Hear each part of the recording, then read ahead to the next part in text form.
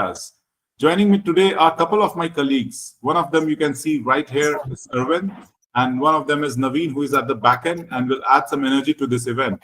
So big applause to them for their dedication and hard work to bring this event in shape. Now, let me tell you something about our company, AI Core Spot. It was founded around 4 years back, and it was created to serve as a knowledge hub, focusing on different emerging technologies like AI, ML, robotics, IoT, and much more. Our webinars aim to share the latest technological advancements in the industry. We dive into various tech sectors, unveiling a fresh theme every month and steadily gaining momentum. Our goal as a platform is to become the leading AI-driven community worldwide, where individuals like you with similar interests can contribute to mutual growth and success. We are committed to organizing industry-backed webinars and hybrid events, grounding our knowledge through credible data which we receive from our esteemed industry leaders, our thought leaders, subject matter experts, and all our trusted partners. Additionally, we fine-tune our content across various digital platforms which we have, which includes blogs, videos, podcasts, and a monthly newsletter which sheds light on the ever-evolving industry. Now coming about today's webinar for which you all are here for. As I said in the beginning, a really exciting topic is up for today, which is unlocking potential Gen AI in the insurance industry. Our speakers will provide details and deep dive into few topics like personalized UX experience, chatbots, claim processing, risk assessment, prompt engineering, and a lot more, which will be going on around in the insurance industry. Our expert panels will share valuable insights and engage in great discussions that you won't want to miss out. So let's kick off the discussion with some quick highlights. Meet our community partners for today. We have 4 great companies, which include New York Life Insurance Company Limited, then we have Northwestern Mutual, then we have InfoVision, and then we have AIG, who played a crucial role in making this webinar a success. Also, big thanks to all our attendees. Your time and presence means important to us. We appreciate your being here to achieve your goals and connect with the fellow participants. Our platform's main goal is to help you gain valuable insights and build meaningful relationships. So if you leave with a few innovative ideas or build new connections, we'll consider it a job well done. Now, let me introduce our esteemed speakers for today. Our first speaker is Abhijit Rai, who is Senior Director, Software Product Management and Strategy at New York Life Insurance Company. Our second speaker is Adnan Halim. He is Senior Director of Engineering at Northwestern Mutual.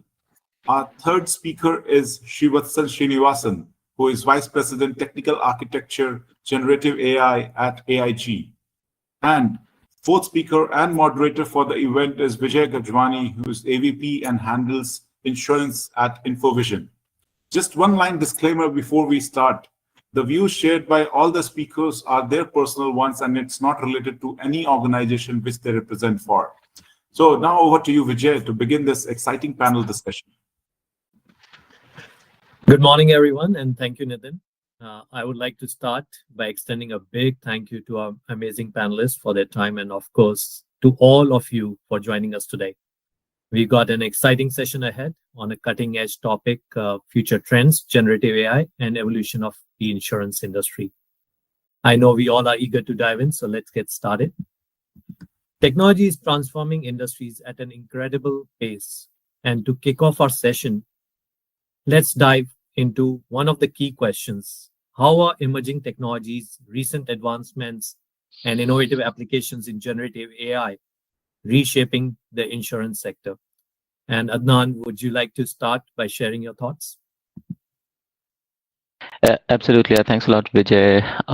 And very good morning to all of you who've made it into this conference. Very excited to share my thoughts, and I will reiterate what Arvind had said. These are basically, my collective experiences and just kind of sharing them freely. So I think when it comes to use of emerging technologies in insurance, and you spoke about Gen AI, I think the way I look at it is you look at AI, and there are 2 flavors of that.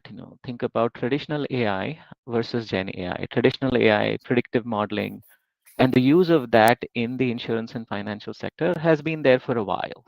and the use cases can be seen along the value chain. Start from underwriting straight through processing to servicing to claims auto adjudication to claim segmentation. Use of predictive modeling in the insurance industry has been there for a while. But when it comes to Gen AI, which is generative AI, where AI generates new content, audio, video, text, the use cases are kind of still emerging. And the way I look at it is I look at it from two lenses, kind of two dimensions. The first dimension is what is the real capability pattern that Gen AI offers?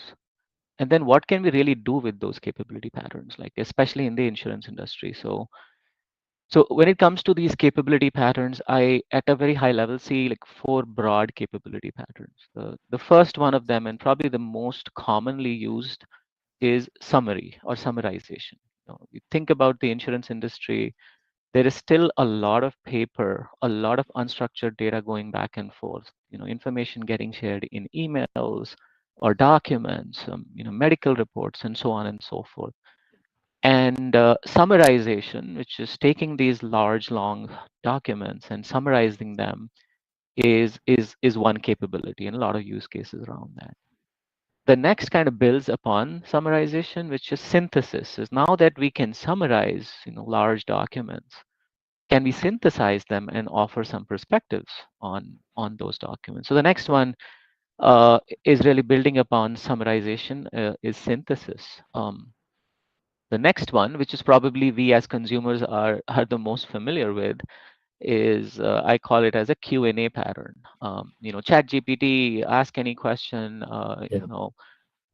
so the Q&A pattern, and the way this is kind of showing up is you limit the Q&A to your context, and people can ask questions and get very relevant answers. And the last capability pattern is more around translation, and a lot of that translation is really used not not necessarily in the financial services or insurance sector. It could be like, converting legacy code to modern code. It could be taking complex regulations and simplifying their language and maybe writing some how-to documents around that. So four key patterns: summary, synthesis, Q&A, translate. And now how do we actually use these, and what are the outcomes that we can potentially drive from these patterns? Are the most common one and the most impactful one at this point is really improving efficiency. Is how do we place these capabilities next to the knowledge worker, and not really in place of the knowledge worker, but we place these next to the knowledge worker that makes them a lot more efficient. And use cases would be typically, your co-pilots of the world, this context-specific search, the Q&A that I was talking about. So improving efficiency is kind of one big outcome that we're going after. The next is improving experiences. So the use cases are still a little lesser than improving experiences, improving efficiency, but improving experiences is typical shapes will take is like a chat bot where you can expose the chat bot directly to the end consumer. And then lastly is around managing risk, and managing risk, a little bit in the compliance space where, think about variable products, FINRA compliance regulations, and having to supervise interaction between agents and the clients. This technology can really be used to create efficiency. So in summary, four Great. patterns, three use Yeah. cases: summarize, synthesize, Q&A, translate, improve efficiency, improve experiences, manage risk. And that's the framework That's that great. I see that. Great insights, Adnan and Abhijit. Sri, if you can share your thoughts on the same, how you see Yeah, these recent advancements.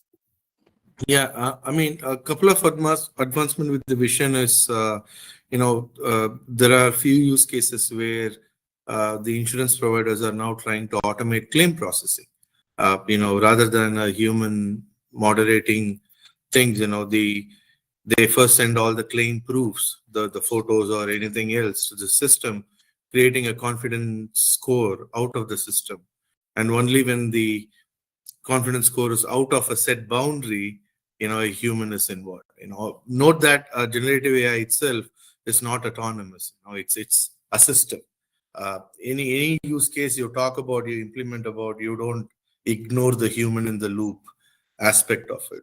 So human in the loop is always there, but still, trying to expedite the summarization. If you take underwriting, underwriting involves a lot of risk assessments. You need to pull data from corpus of information coming from different channels. There used to be like weeks or even months for underwriters to collect them, to provide manually the risk assessment for a customer. Right now, all those things could be summarized in minutes, and in terms of saying that, hey, this is what the system feels based on all the data that it could summarize. So it's still evolving. Right now, in the hype curve, GenAI, we are riding on the overinflated peak of the hype curve. So we are trying to poke GenAI in every single use case at the moment. Right. There's going to be like a plateau wherein we'll know that this is the right use case. But up until then, it's just all you can eat buffet over there. You can try any use case and see what goes on over there. Right, Abhijit. Well said, sorry, Adnan and Shri. Adnan, thanks for putting that framework together. I think for everybody, that's very helpful to understand, like, where are the capabilities. Of course, the depth of each of those capabilities and how they apply to insurance varies. I would just like to add the fact that the other part which is going to shape the insurance industry is the regulation part of it. Yes, experiences will improve. Yes, the way insurance business is done, it does improve. And before I go further, I have to say, all views are my own, not my company's. I think Nitin already mentioned it, but I'm supposed to say that same thing. So yes, the business is going to improve. There is going to be top line benefit to the business. There is going to be bottom line benefit to the business in terms of operational efficiencies. There is going to be immeasurable benefit to the customer experience on how they buy the product and how they interact with the financial product, the complex financial product that is insurance. But more importantly, it will also be shaped by how the regulation evolves. And I Definitely. think that is something we have to keep an eye on, because depending on how regulations catch up with what is happening in the insurance industry with respect to AI and Gen AI, things will change. We see a bright and big future, but that future may be either curved or reshaped based on what regulators think is best for the consumer. So that's another big factor that we have to consider when we think of the future. Rightly said, Abhijit. And it's an evolving arena where even the regulators are reshaping regulations as the models come out. So thanks for that, Abhijit. So great insights shared. To further build on that, Abhijit, since you mentioned customer experience, so what are your views on how generative AI is contributing particularly to personalized insurance products and services that we see today, ultimately enhancing the customer experience in insurance industry? I love that question. As a person with background in product management and marketing, right? So Yeah. I will start with one thing I always do when I think of these things is create a persona for all the listeners so that they can relate to what I'm saying, and I'll keep using some of these personas. I will introduce more personas later on in the questions, but let's call somebody named Max. Max is a middle-aged person living a full life, having a job, having a family, focusing on himself and his family and what is important to him.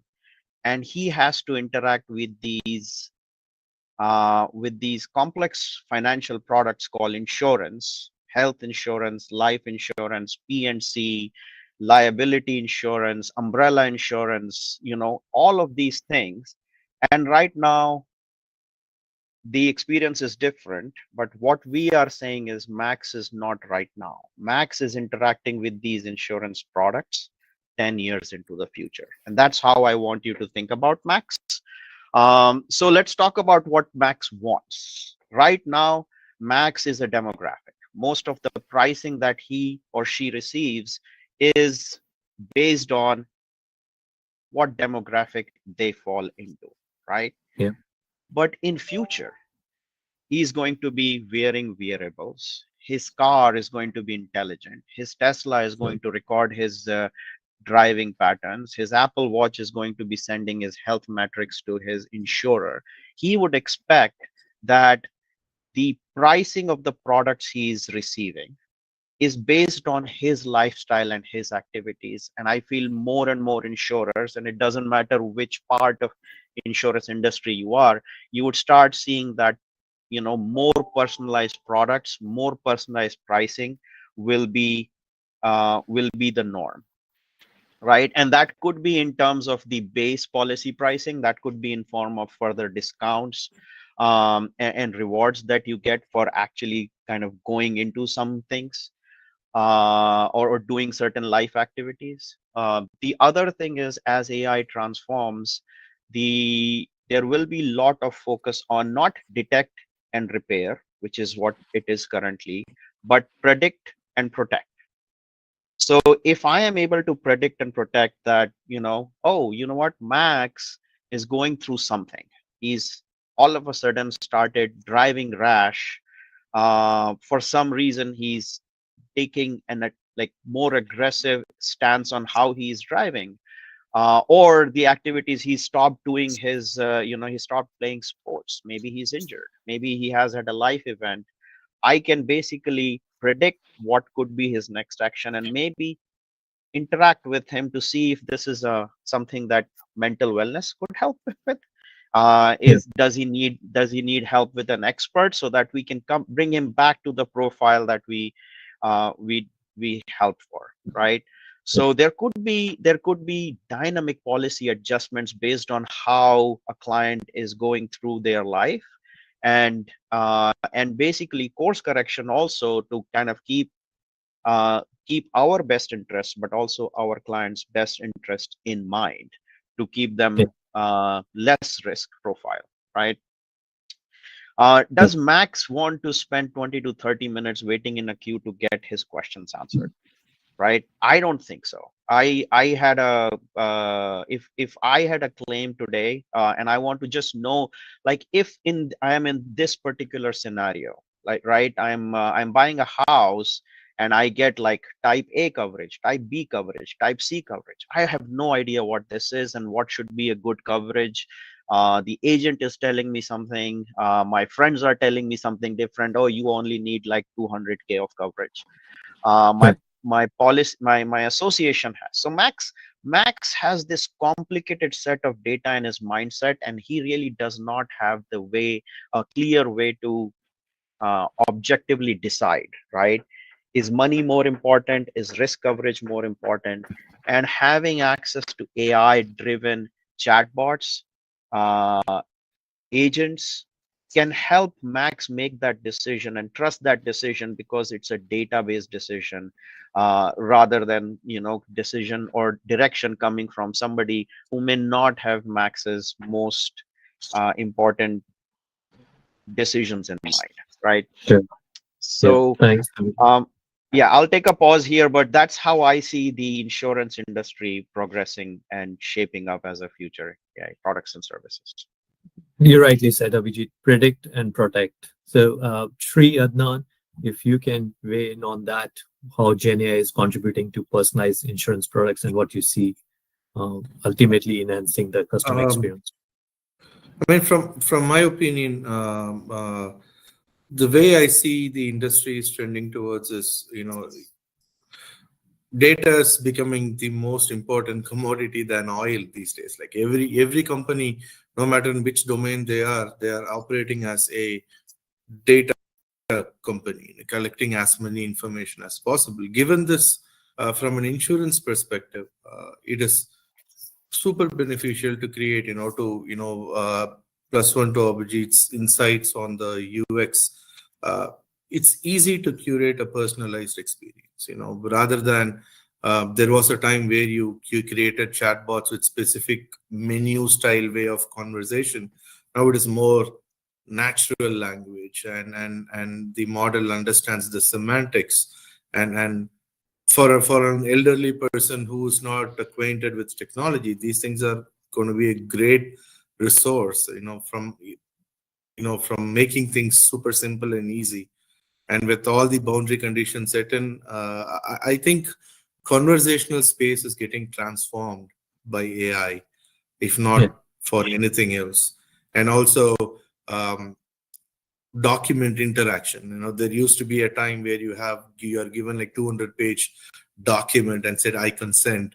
Right now, you can ask specific questions, and you don't have to spend the whole time reading uh, the verbosity of the document. Rather, just Mm. converse what is the liability. It can summarize it for you, and based on you can make a more mature data-driven decision these days. So these are all the observations, at a 10,000-foot overview that organizations are actually tapping on to create that user experience with AI today.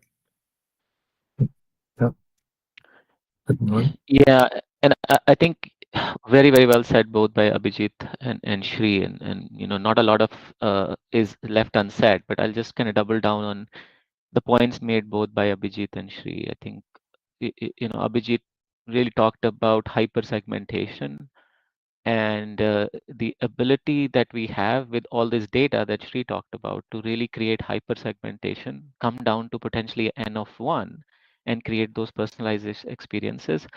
That ability is very real these days.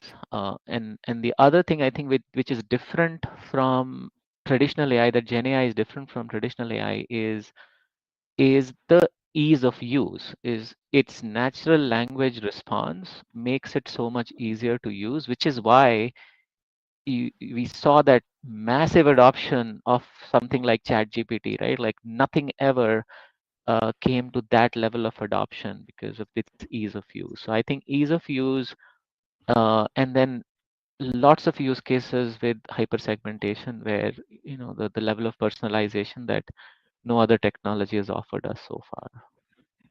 A great insight. And as we talk about those personalized experiences insurance companies are offering to their customers, how Gen AI handles the balance between automation and need for human oversight as we talk about human in the loop? So what are the ethical considerations when using AI to set premiums or determine coverage? If we can talk about that. Yeah, I'll Abhijit. start. Yeah, Yeah. I'll start. So the way I look at it, right, AI is going to be always good at, and I think Shri mentioned this, or maybe Adnan did, Yeah. that these are assisting technologies. These are not technologies that will replace. But a knowledge worker has a lot of manual tasks that will eventually start getting automated, right? Data processing, document processing, underwritings, managing some of the claims, call directions. All of this is likely going to get automated, but you would always look to a human when there is decision making required, when there is judgment required, when there is transparency required around why a certain decision was taken. If I am denied a claim in future, Max would like to know and would like to understand. And right now, I think there is less transparency than there should be why they were denied a claim. If Max receives some kind of pricing, they would like to know why they have received the pricing and how their lifestyle and actions came into picture when a certain pricing was done. Right. So that's That's where I think that's where I think the human element is going to be very relevant. Sorry, Vijay, you were saying something. Yeah, that's good. That's rightly strikes where the human in the loop comes in as we see all these technologies coming in, and the right balance has to be struck, be there. So Adnan and Shri, if you can share your thoughts on this particular topic, which is I think very essential for the community to know, as there's always a I fear let that losing jobs. Yeah. I let Adnan go right now. I don't want him to Yeah. summarize and miss his thunder on sharing his thoughts. Go ahead, Yeah. Anand. No, thanks a Great. lot, Shri. I think Abhijit has said it right, and I've heard about AI, Gen AI being referred in this way, and I really liked it. Is you think about Gen AI, and it has a lot of knowledge, right? It's a lot of theoretical knowledge. These models are trained on enormous amounts of information, so it's almost like somebody who has a lot of theoretical knowledge but not as much experience. Like these models have only been around for that much. So you think about and that's really not natural for us to think in the normal world, right? Like knowledge comes with experience is kind of how you think. But think about a situation where you have a lot of knowledge but not as much experience, and what can that lead to? I mean, that can lead to incorrect decisions. It can lead to bias, all the things that Yeah. Abhijit kind of talked about. But this, it really helped me kind of wrap my head around it when I heard it, somebody talk about it in this way, is like a lot of knowledge, not as much experience. And that's where I think the human Yeah. element really comes in, is we have to take advantage of this lots of knowledge, but we have to balance it with the experience of the human element, to make sure that decisions are not just being made out of data. Maybe think about society at large, and imagine a world where majority rules all the time, and data is what makes all the decisions. And imagine all the situations where we can make wrong decisions. Society at large, right? Majority cannot make all the decisions, right? We have to protect the rights of everyone. Everyone is equal, and I think that's where the human really comes in. Things like bias and all, I'm sure we'll get a little deeper into that, but Yeah. that is an element we cannot ignore, and the human element really needs to play a role. Shri, go ahead. Sorry. Yeah. So, no, on that, yeah, Shri, yes, sir. Yeah. Just a couple of thoughts, right? Uh, I really loved how Adnan kind of gave an analogy of model having a lot of corpus of knowledge. But again, everybody, including the attendees here, might know that generative AI is non-deterministic. So having said, it's like you having a book of knowledge right with you, but unless you know which page to look at, you're not going to get the right information. That's the prompt aspect of it. So having said, human in the loop tries to fix that gap, but still it will introduce a human error. Somebody rightly said, now the world's most powerful programming language is English. It's no longer Java or Python. So having said, there is this corpus of information that's available at the drop of the hat.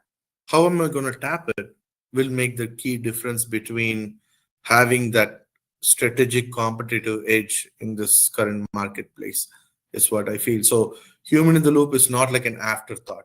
When you talk Yeah. about Gen AI, human in the loop is front and center on how you use it. And the better the human who knows to operate that corpus of knowledge, the better the outcome going to be. Yeah. That's great. And Adnan, coming back to you in the beginning, you mentioned about summarization and chat bots and AI. So generative AI is playing a key role in capturing those customer sentiments and behavior. So if you can share lights on how these particularly chatbots, AI assistants are helping service reps respond to any client queries. And if you can, and if we look ahead, that's what we are looking at the future. What does the future hold, especially with the growing career information corpus you talked about? So if we can talk more in detail about that and share your views. Yeah, no, absolutely. And I think I see two distinct class of use cases when it comes to something like this. So Mhm. chatbots, virtual assistants, so chatbots getting directly exposed to end consumers is, I think we're still more in the exploratory stage because of all the risks and all the things that we just talked about, right? Yeah. Is that we have to find the right balance to get the balance right to directly expose it to the end consumer.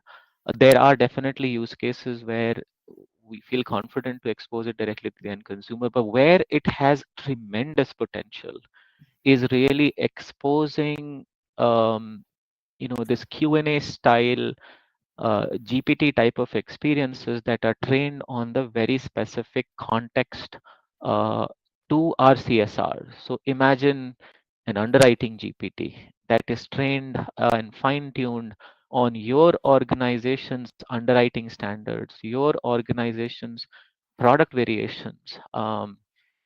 And now imagine taking calls, and now you have access to that where you can ask very specific underwriting questions, limits, things like that.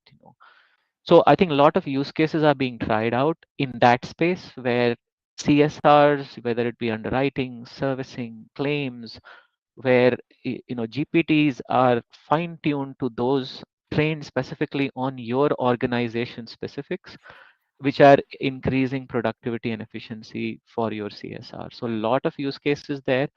Again, I talked a little bit about placing the technology next to the knowledge worker as opposed to in place of the knowledge worker, right? So a lot of use cases that are still placing this technology next to the knowledge worker. So that is one large use case. Yeah. The other use case really is more to use this technology to speed up your analysis for around all the interactions that we are having, and then use that analysis back to improve that service. And what I mean by that is, you think about any interaction that the company is having with its customers, that is not through the digital channels. So you're having phone calls, you're receiving and sending emails, and our ability to truly understanding what is that experience. Was that experience a good experience? Why are these thousands of calls coming into our call center when we actually have a portal, and things like that, right? All of those questions where you need to increase and improve your understanding of your experiences, is where GenAI is really helping to speed up that analysis. Previously we would have to hand build NLP models to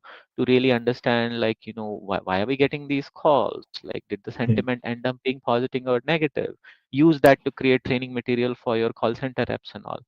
But I think that's the other place where something like a GenAI can really speed up that analysis and create scale for you. Now we can, with the use of GenAI summarization and synthesis, we can potentially analyze every call and understand really what is going on. Why am I still getting calls to receive Yeah. status of payments when we already have a digital portal? Like, why aren't people going there? So it's really increasing your scale of analysis, improving the quality of your analysis, and then take that learning back into improving your digital experiences is the other use case. So those are two large use cases that I think GenAI has a lot of potential, that Yeah. I've seen a lot of action in. Yeah, yeah, you rightly said it's not only increasing the efficiency, but utilizing those insights, what and predicting what we can, how we can utilize for future. And I'll leave it for Abhijit Sri if you have anything to weigh on that, how chatbots and AI are Yeah, assisting. I have few thoughts around that. Just seeing on how it is being adopted. Normally people have this misunderstanding in terms of customer service or call centers, as in how many representatives are handling the customers on the other side. Normally it's like 1:100, and the small team of customer service reps, they do the magic of ensuring that the customers needs are met without losing the brand reputation or whatnot in certain cases. So with Gen AI in the mix, it assists these reps to create this fluidic personal experience, right? How many Yeah. times you explain everything to a representative just to see the call dropping off, and you call and you have to repeat the same thing again to another representative. Gone are those days now. There is a fluidic experience. The Gen AI not only records the conversation, summarizes it, keeps it up to date, creates the underlying tickets or incidents to the right team. So agnostic of who's picking up the phone on the other side, now a customer has this organic experience of, this is my concern and this is what, I need to get this addressed. And the for the first time, the call center side of the world can see it in a unified view. And there are variations in precision and accuracy with which organizations deliver, but just the aspect of it is something that's fascinating. It's almost like a hive mind, if you think, rather than you wanting to explain your case, especially when you are in the lowest of emotions. You got to do that more. All those things are now baseline to a normal matured human conversations, which I'm personally excited about. Yeah, Abhijit. Vijay, yeah, I will start with just sharing data that I read in Gartner, right? That in next couple of years, 60% of AI, conversational AI, is going to have proactive intelligence.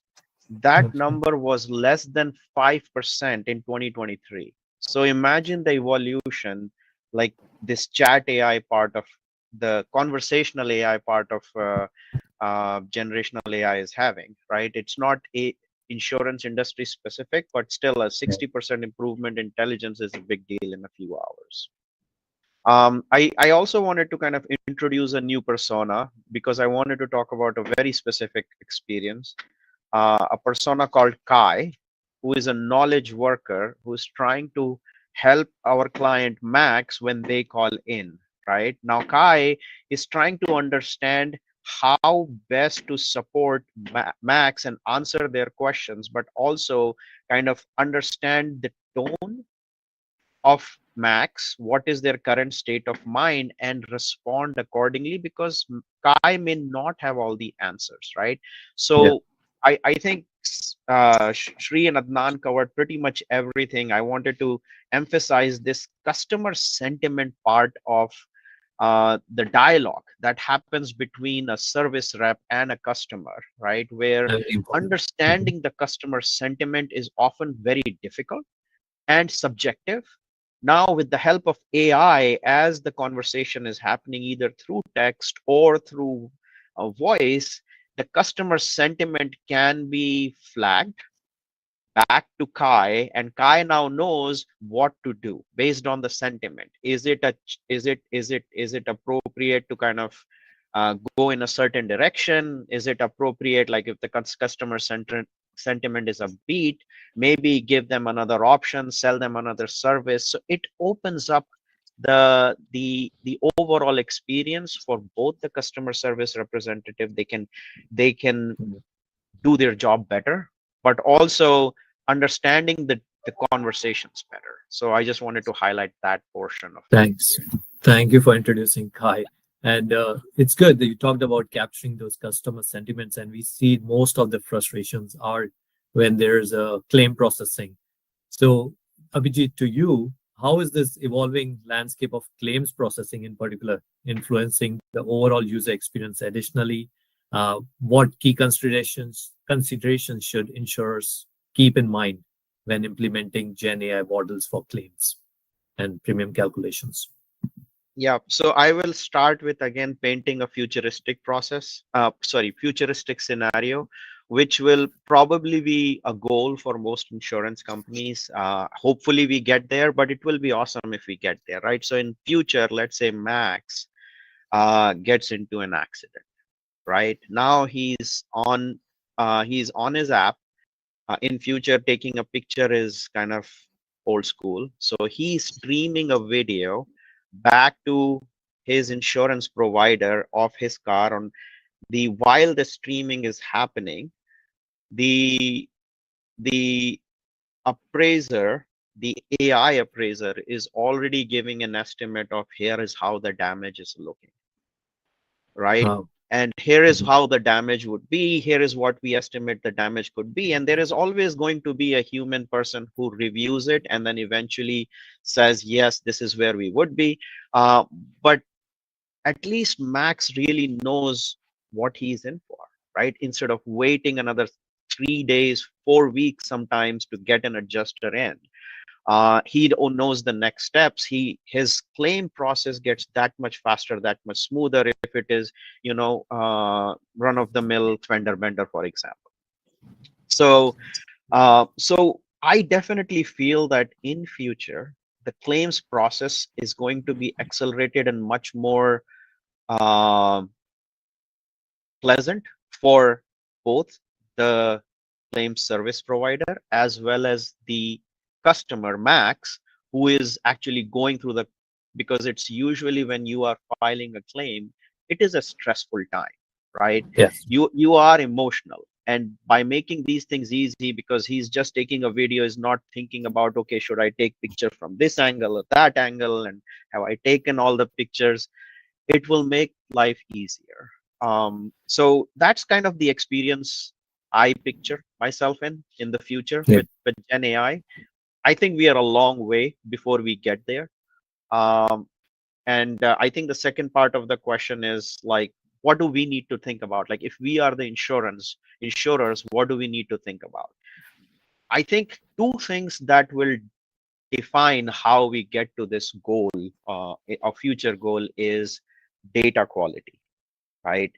Getting data is probably easy, then having data quality, getting the right kind of partners to give us external data, basically RAG data to inform our models, is going to be as important as understanding what regulations are evolving. How are we kind of adhering to those regulations in our own AI journey to give this kind of experience to the customer? Great, great. Adnan, Shri, if you have more to add on, I know it was very descriptive by Abhijit. So, I mean, Abhijit kind of covered almost everything that I had in my mind. I couldn't have said it any better. But just from the what insurers should look for, your second part of the question in terms of AI involving in claim is, with Gen AI broadly being adopted by the public, even the images could be generated. So the along with all the summarization and stuff, now there are new guardrails that insurance, the claim adjudicators needs to put in to first check the authenticity of the image or the proofs that they are getting in. It's easy for me to now create those fake bundle of documents to file a claim. So I really do not know how insurance world is currently handling it, because my expertise is not towards that. But I think I'd be super interested to see a common framework being developed to protect all the businesses, especially from there are genuine customers and there are threat actors. You need to constantly balance both of them, in this space. Good point, Shri. Earlier this session, we did address that that's regulatory space is also evolving as we see all this happening. So rightly said, Shri. Adnan, if you have something to weigh more on what Abhijit and Shri just mentioned about claim processing and future. I think she said it right. Like Abhijit really covered it well. I think the only comment I'll make is there are opportunities on both sides of the house, right? So the Mac side of the house and the Kai side of the house, like it helps customers get more guided experiences, and then at this point probably a lot more opportunity on the Kai side of the house is like, which is on the carrier side of the house. As much as technology is making an improvement, and I think a lot of that is showing up in the property casualty claim side, but you look at the life side, right? Life insurance claim, disability insurance claim, long-term care claims. There is a lot of paper going back and forth. There is a lot of forms being used. I mean, I can tell you that in our place we have more than 800 different types of forms that we use for claims, distinct types of forms. And the ability to actually digitize all of those experiences and the investment you need to make that can be cost prohibitive. So, Gen AI and the summary synthesis can really act as a interventional technology to create a lot of speed and scale of analysis through that. And I think we'll talk a little bit more in depth on that as we go through this. But just wanted to kind of stress, we have opportunities on both sides of the house, and that's really how we should look at it. Thanks, Don. And you've given us a lot to think about. So let's shift a little, focus on a little bit on Shri. You mentioned about deterministic and non-deterministic behavior. So we see that strategies are key to building the robust user-friendly systems. So how do you strike the right balance between those non-deterministic and deterministic behavior in your application workflows, just to make sure we have enough flexibility and reliability?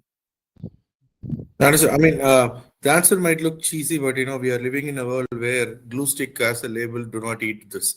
So having said, the first aspect I would say is identifying the right use cases. So GenAI is not like, one size fits all.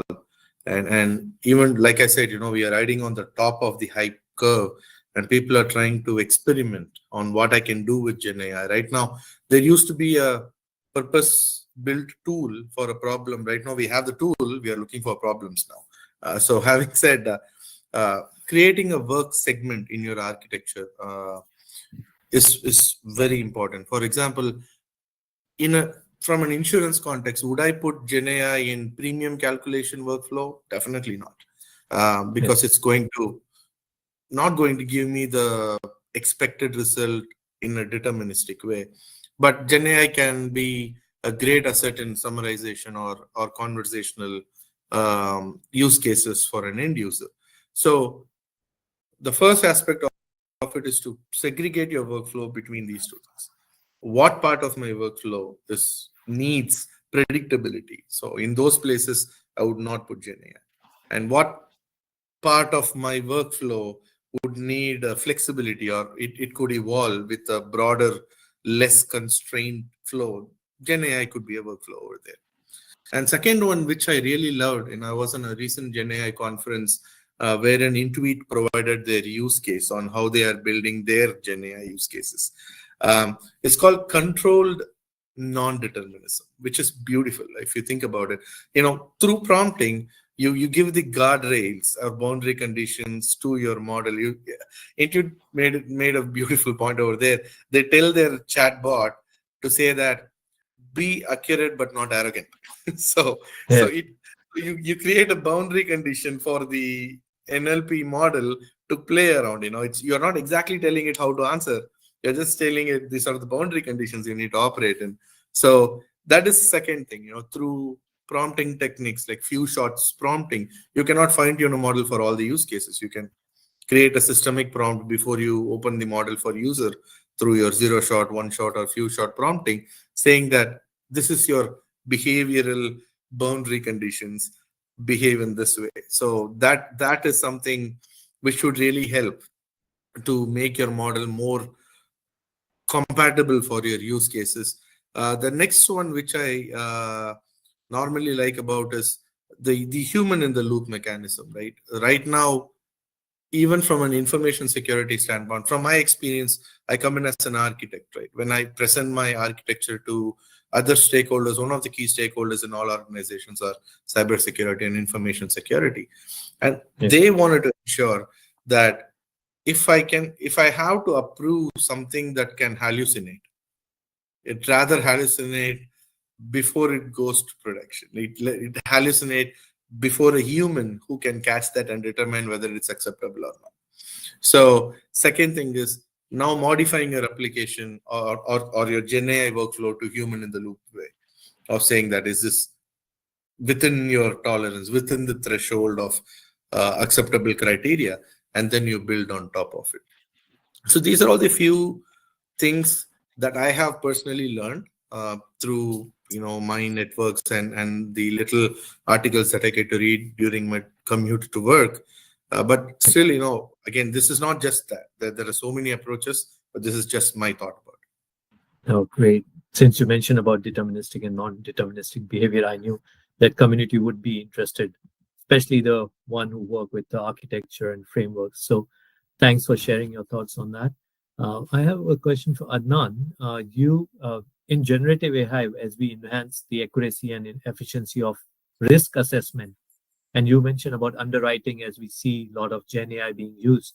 So what are the ways generative AI is enhancing the accuracy and efficiency of risk assessment when you talk about underwriting in insurance industry? Yeah, absolutely. And I think as I had started, right, I think the use of traditional AI in underwriting, we've been doing that for a while, like having straight through processing Yeah. models for assessing risk and assessing multiple dimensions of data for simpler products. I think that's we has been done for a while now. And when I say simpler products, property casualty auto probably in the retail segment. You think about life, maybe simpler term products within certain limits. So I think companies have been building straight through processing for underwriting for simpler products using traditional AI for a while. The use of Gen AI in underwriting is still largely on aggregating, summarizing, preparing data, and making the role of the underwriter a little more easier. There is still, like, if I talk about life insurance, you talk about medical records that will run into tens of pages to hundreds of pages. You talk about blood work, and all of that, those data points. So an underwriter is reviewing multiple sources of information and trying to staying within underwriting guidelines and try and make the best decision. And the role of Gen AI, where Gen AI can really make an impact, and this is not just in underwriting but claims as well, is comes back to summarization and synthesis. And a lot of use cases on the life side, medical information summarization. You go to property casualty side, especially on the commercial side, where you can have property in multiple locations. you know Commercial side is a lot of like smaller bigger contracts and a lot more customized, as opposed to individual auto property, auto or property insurance. So commercial side has a lot of use cases for summarization and presentation of data, and that's where I feel like Gen AI can make a lot of impact and really increase the efficiency of the knowledge worker. We still require the underwriters to come in and bring that human touch for complex financial products, for complex large commercial products. But creating efficiency for these knowledge workers through summarization and synthesis, tremendous opportunity there. Adnan, while I have you on the same topic, you did mention on other the auto call summary and how AI powered solution is summarizing those phone calls. So, could you elaborate on how we can utilize the combination of IOCR and generative AI to distill lengthy medical records or other records that you see to a concise summary? Yeah, and I think so two distinct use cases here, right? Auto call summarization, and I think we've talked a little bit about that in the past, like right in this conversation. Um, the one thing I'll say is how many of us who have experience of working in, let's say, or looking at CSR operations and the reports that come out of that, and getting frustrated at 35% of the calls are other. And I'm guessing it's pretty normal. Like, I know when we look at our call center analysis data and see 35% of the calls are noted as other. I mean, that's where I think a Gen AI or AI powered solution can really intercept. Like, what we can do is, and we've talked a little bit about this, is each and every call can be summarized, and Gen AI can provide at scale a much greater accuracy of the disposition of the call, the nature of the call, and how it ended. So that's really goes to your auto call summarization. So improve the operations and experience for our call center. Coming to medical record summarization, I kind of just touched upon that, right? There is still a lot of medical records that are on paper, uh, you know, uh, and not just on paper. It's still a lot of medical information that doctors are writing by hand, and claims adjusters or underwriters spending time going through tens of hundreds of pages summarizing those records by hand, or companies use third-party BPO providers and pay up to $25 per document, something like that, right, to summarize that information.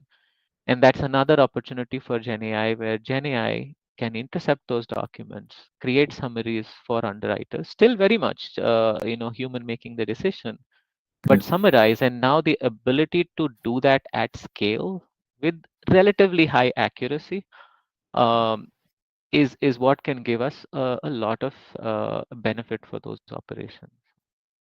A fantastic perspective. So let's look at the another angle on prompt engineering. And Sri, since you come with that experience on frameworks, architecture, so how is prompt engineering playing a crucial role in effective making those effective generative AI, particularly when we utilize those LLMs, language models? Can you talk Yeah, about again, that importance of prompt absolutely. engineering? Starting with what Adnan kind of said earlier, if Gen AI model is this corpus of knowledge, then prompting is the only interface through which you are going to tap into it. So prompt engineering is that important in my opinion. Like I said, a prompt can help you direct the model behavior, right? Model has corpus of information. I can get a more generalized response or a personalized response. Everything is controlled through your prompt. For example, when you have trained your model for a specific business use case, you can control how accurately it responds to specific customers versus generalization. For me, the prompt engineering is your 101 of using Gen AI. So it is not just for the engineers who or the data scientists who interact with it. Is for every single person uh, who use Gen AI technology in their particular workflow.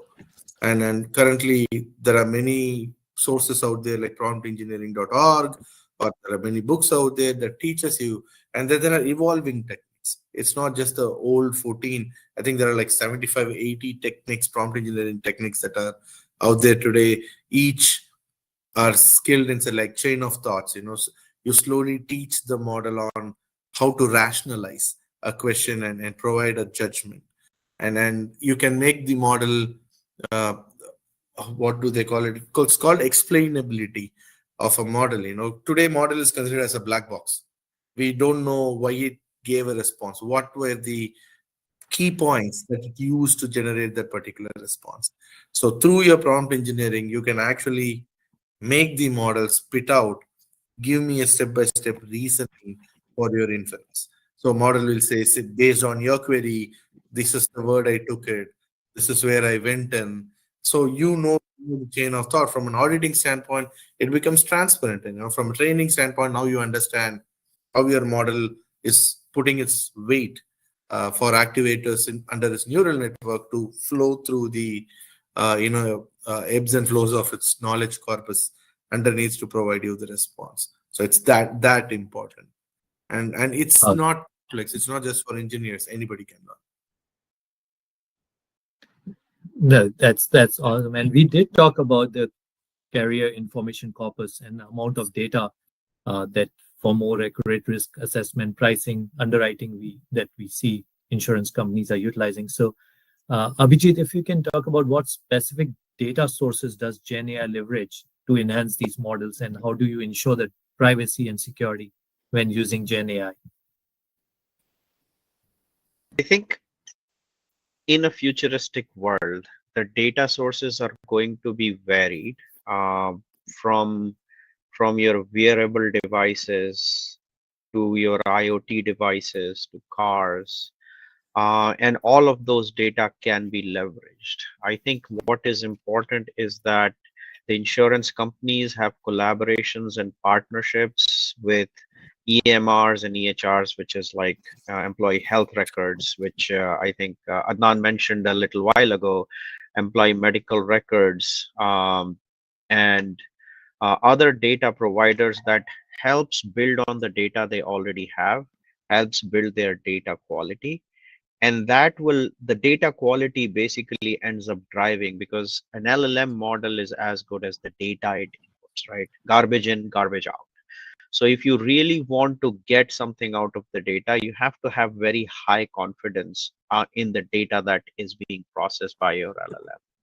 So finding the right collaborators, finding the right partnerships is going to be extremely important in the future to kind of keep enhancing uh, and enriching your data with the right kind of information so you can get better outcomes. I'm not sure if I answered all the questions you asked, Vijay, but if I No, missed something, let me know. no. If Shri, Adnan, you have more to add to that. We're talking about data sources Gen AI has to leverage enhanced models. If not, we can move to the other question. I know we Yeah, have. I mean, I think that's a subjective question, in my opinion, Vijay. I was Yeah. just responding to that question on the Q&A because it's like it depends on line of insurance, the vendor you're relying on, trusting the data source from. So there's a lot of variables in there, and to put that in a box, I think it would be just a perspective, not a generalized answer. Yeah, Shri. So we do see how important are these collaborations in the insurance vertical industry, that collaborations and partnerships among different stakeholders in the insurance ecosystem. So if you can talk about that, we're talking about insurance companies, policyholders, agents, brokers. So talk about the collaboration and partnerships that's important to ultimately drive those Gen AI solutions and see the tech advancements that we really talked about. And it's open for Abhijit, Sri, Adnan, if you have anything to talk I about mean, that. I think GenAI, we are in this phase in the world wherein, Henry Ford's famous quote, why did you make a car? If I asked people what they want, they would have said a healthier horse. So we are in that kind of phase, Today, when I personally speak with people on, how GenAI can help you, people often refrain from it for the lack of understanding on what it offers, or for the fear they have on whether it would replace their particular role, whatever be it. Right now, there is a taboo in my personal opinion in terms of creating a collaboration on how the entire organization can jump in on the Gen AI opportunity, unless the culture of an organization is such that people do that organically. Um, so when they do it, I think the opportunities are endless here. Every stakeholder have a say in that business flow. They have their concerns and they have their metrics to measure their success for their BU. So putting them all together, you can create a beautiful synergic Gen AI powered workflow and satisfying all the stakeholder concerns in the relevant workflow. I mean, that's happening. I'm seeing that the adoption is getting better compared to last year, but I think we are too far from saying that, hey, everybody's enthusiastic about Gen AI. I think that should still come. Right. To add to what And Srini just mentioned, Vijay, yeah, right? I think one collaboration that needs to start happening, if it's not already, is collaborating with the regulators. The regulatory scene is still evolving, and as we start collaborating with them and be ahead of the problem, I think it will end in better outcome for insurance companies. I Yeah, know. I think one thing that maybe final comment I'll make, and I'll go back to what Shri said, that especially relevant for Gen AI because this is non-deterministic, right? So there is randomness here. How do we take advantage of something this powerful, but is still non-deterministic, right? And I think assessing risk, identifying the nature and sources of risk, and then putting together a multidisciplinary team that can speak to those sources of risk. Like risk can be a risk of information security, so make sure your information risk team is part of the conversation. Risk can be wrong decisions leading to overpayment, so make sure your product line leaders and people who are responsible for that are part of the conversation. Or risk can be a risk of wrong decision, which could be a reputational risk, and make sure your legal teams are part of the conversation. So I think we can tap into this tremendous power as long as we create the right layer that can manage this risk. And this is everybody's responsibility, technical teams, legal teams, business teams, all coming together to create this framework where we can manage this risk. Human in the loop plays a key role. But there's great potential of tapping into this powerful technology. And also, just to add one more thought, rather than just sharing the problem, what Google suggests is every organization should adopt GenAI as a center of excellence, rather than get another new technology onboarded to their enterprise architecture arsenal. So you create a center of excellence, put it on top of your cloud center of excellence, and see how GenAI can branch out horizontally, identifying opportunities within the organization. So it is more of a pep talk to all business stakeholders to say, like, you are doing your work this way today.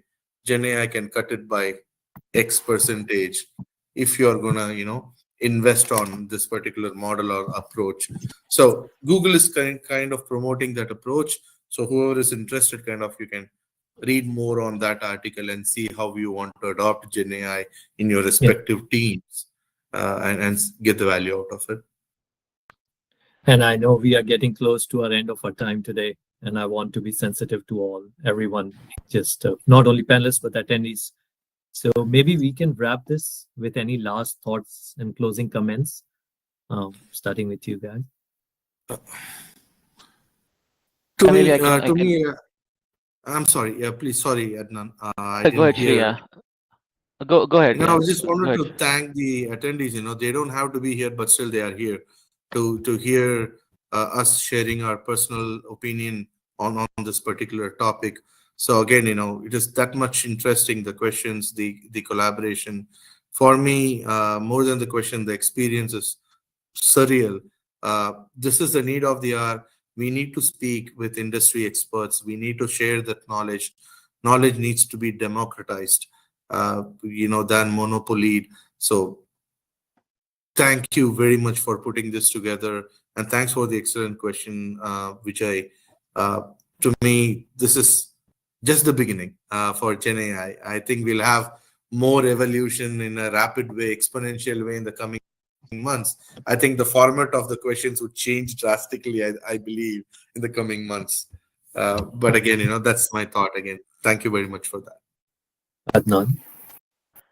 Yeah, no, I want to kind of second what Sri just said. So thanks a lot for this forum. I have maybe like two thoughts I want to end with. I think the first thought is that let's not look at Gen AI as a silver bullet that will solve all our problems.